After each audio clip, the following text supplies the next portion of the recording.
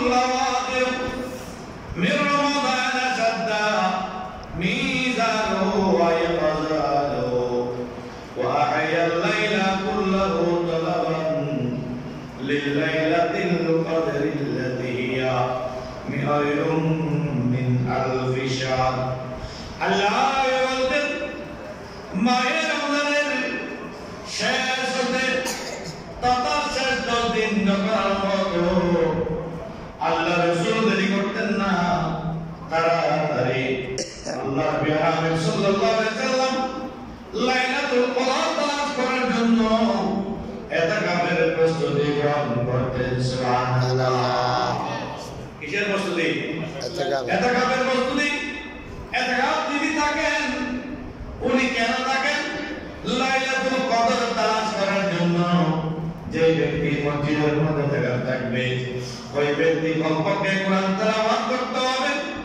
যদি কোরআন তেলাওয়াত করতে না পারে সর্বক্ষণ লা ইলাহা ইল্লাল্লাহ লা ইলাহা ইল্লাল্লাহ দরুদ শরীফ এবং নামাজ তাসবিহ তালিম আল্লাহ রাসূল এগুলো মেনে পবিত্র লাইলাতুল কদর তালাশ করতে হবে সুবহানাল্লাহ তোমায় দেখি লাইলাতুল কদর পাবে না পাবে না অনেক দিন তো ঘুমাইছি ঘুম আমাদের কম হয় নাই 10টা রাজনী কদরের জন্য তালাশ করা আমাদের উচিত এজন্য আল্লাহ নবী বলতেন যে তুমি নিজের পরিবার পরিজনকে তিনি জাগ্রত করতেন পরিবারকে জাগ্রত করতেন এবং ওনাদের মধ্যে বলতেন লাইলাতুল কদর তালাশ করো লাইলাতুল কদর তালাশ করো এই রজনীটা হাজার রাতের চাইতে উত্তম রজনী চলে গেলে তোমরা ফিরে পাবে না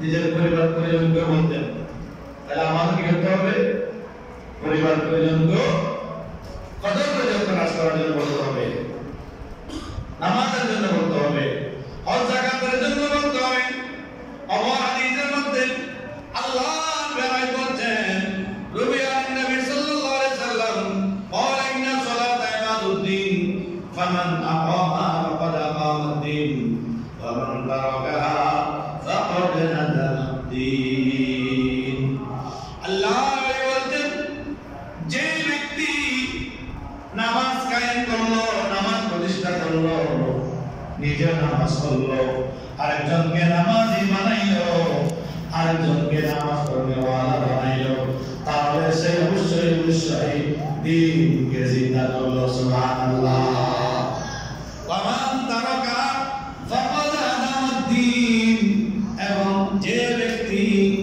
পবিত্র নামাজকে ছেড়ে দিল নামাজের প্রতি রসতা বেড়ে গেল নামাজকে পরিত্যাগ করলো আল্লাহ নবী বলছে বান্দা শুনো শুনো ওই ব্যক্তি নামাজ তারাক করে নাই ওই ব্যক্তি দিনকে নষ্ট করে ফেললো ধ্বংস করে ফেললো নাউযুবিল্লাহ আর নামাজ কায়েম করতে হবে নামাজ কায়েম করলে দিন কায়েম হবে আর নামাজ তরক করলে নামাজ নষ্ট করলে দিন কি হবে ধ্বংস হবে এই জন্য আমাদের প্রত্যেককে পাঁচ ওয়াক্ত নামাজ যথাযথ আদায় করতে হবে আরেকটা এলাকা হচ্ছে আজকে আপনারা দেখতেছেন যুদ্ধ বিরতি ভেঙে আজকে গাজার মধ্যে ফিলিস্তিনের মধ্যে শত শত হাজার হাজার ছোট অপচেকা জান্নাতি শিশু তাদেরকে আজকে তারা হত্যা করতেছে ইহুদিরা সারা বিশ্বের মুসলমান আমেরিকা ইহুদিরা আজকে আমি বড় অর্থনৈতিক রাষ্ট্র হয়ে কি লাভ হবে যদি আমি নির্যাতিত নিপীড়িত মুসলমানদের কথা দিলাম হ্যাঁ ঠিক শক্তিশালী রাষ্ট্র হয়ে পারমাণবিক রাষ্ট্র হয়ে আমি বড় রাষ্ট্র হয়ে কি লাভ হবে আমার আমি যদি আজকে ফিলিস্তিনের পাশে মুসলমানদের কথা না পারি ঠিক কথা আজকে আপনারা মোবাইল খুলে দেখতে পান খবরগুলো তো টিভিতে তেমন আসে না মোবাইলে বেশি আসে একজন মানুষ তাদের গুলির আঘাতে মারা গিয়েছেন দেখা হয়েছে শহীদ হয়েছে কিন্তু কাফনের মাঝখান দিয়া সারা আঙ্গুলটা তুলে রেখেছে পৃথিবীবাসীকে বলছে দেখো তোমরা আজকে চুপ হয়ে আছো, আমরা চুপে চুপে জমিন থেকে চলে যাচ্ছি, কিন্তু খেয়াল রাখো কিয়ামতের ময়দানে এর জন্য কঠিন জবাব তোমাদেরকে আল্লাহ দিতে হবে তাই নাই। এজন্য আমাদের উচিত ইসরায়েলের মতো এই সমস্ত রাষ্ট্রদেরকে আমাদের ধিক্কার জানানো, যাদের ভিতরে মানবতা নাই, যাদের ভিতরে মনুষ্যত্ব নাই, যাদের ভিতরে মানুষের প্রতি মায়া ভালোবাসা নাই, তাদের পণ্য তাদের জিনিস আমাদের বর্জন করা প্রয়োজন, ঠিক কিনা? ঠিক। তাদের পণ্যগুলো ক্রয় করবেন না, ঠিক আছে, বর্জন করবেন। সাথে সাথে আপনি আমি যেখানে আছি সেখান থেকে একজন লোক, দুজন লোক, পাঁচজন লোক একত্রিত হয়ে আমরা প্রতিবাদ জানাবো, আমরা প্রতিবাদী কণ্ঠস্বর হব। ফিলিস্তিনকে বাঁচাও, ফিলিস্তিনকে স্বাধীন করো, করে সুবহানাল্লাহ।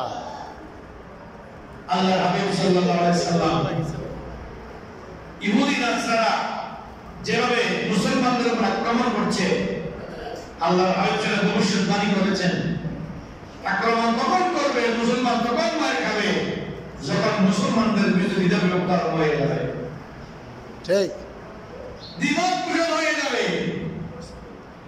আজকে দেখেন দুজার মাধ্যম আলেম একত্রিত বসতে সেখানে বিভিন্ন মতামত সৃষ্টি হয়ে যায়। আব্দুর রহমান সুলাইম মক্কার প্রধান ইমাম, ওনার জবান থেকে আমি একটা বয়ান শুনেছি। উনি বলেছেন কোন ব্যক্তি যদি 8 রাকাত নামাজ পড়ে, তারাবির নামাজ 8 রাকাত পড়ে, ওই ব্যক্তি সুন্নাহর উপর রয়েছে। কেউ 10 রাকাত পড়লে ওই ব্যক্তিও সুন্নাহর উপর আছে, কেউ 12 রাকাত পড়লে ওই ব্যক্তিও সুন্নাহর উপর আছে। কিন্তু কেউ যদি 20 রাকাত তারাবির নামাজ আদায় করে, ওই ব্যক্তি অতি কল্যাণের উপর আছে। সুবহানাল্লাহ, সুবহানাল্লাহ। সুন্নাহর উপর আছে, সুন্নাহর উপর আছে, সুন্নাহর উপর আছে। শেষে কি বলেছেন? অতি কল্যাণের উপর আছে। এজন্য আমরা 20 রাকাত তারাবি আদায় করি, ঠিক কিনা? ঠিক। আমরা সুন্নাহর উপরও আছি, কল্যাণের উপর আছি। আর যারা 8 রাকাত করে তারা কল্যাণের উপর নাই, সুন্নাতের উপর আছে। কিন্তু এমন কতগুলো সুন্নাত আছে যে সুন্নাতগুলো আল্লাহ গ্রহণ করেন না। ঠিক।